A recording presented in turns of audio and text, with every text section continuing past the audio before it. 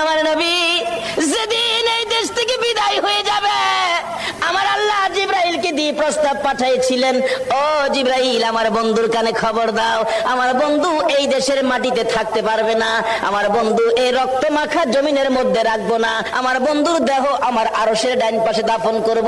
জিবরাইল খবর নিয়ে ডাকতেছেন, হুজুর আল্লাহর সালাম গ্রহণ করুন। আমি জিবরাইলের সালাম গ্রহণ করুন। আল্লাহর নবী গো, আপনার দেহ মুবারক আল্লাহর আরশের ডাইন পাশে দাফন হবে, আপনি খুশির সহিত কবুল করুন। আমার নবী কোনো কথা কয় না, দুইটা চোখের পানি ঝরঝর করে ছাড়তেছে। জিবরাইল বলেন, ইয়া রাসূলুল্লাহ, এত সুন্দর প্রস্তাব নিয়ে আসলাম, কোনো কথা কন না, খালি কাঁদেন কেন জানতে চাই। আমার নবী বলেন, জিবরাইল রে, তোমার জন্য খুশির খবর হতে পারে, আমি খুশি হতে পারলাম না। কেন পারলেন না?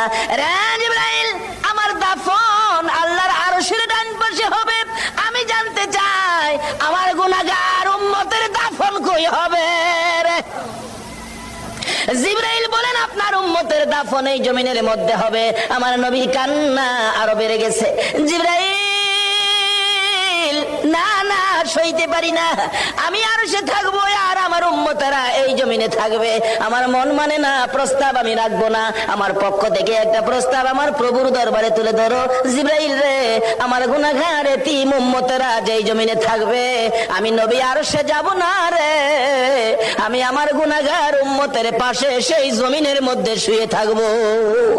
আরে দয়ালো নবী, প্রেমের ছবি আর আসবে না জগতে, আমার দয়া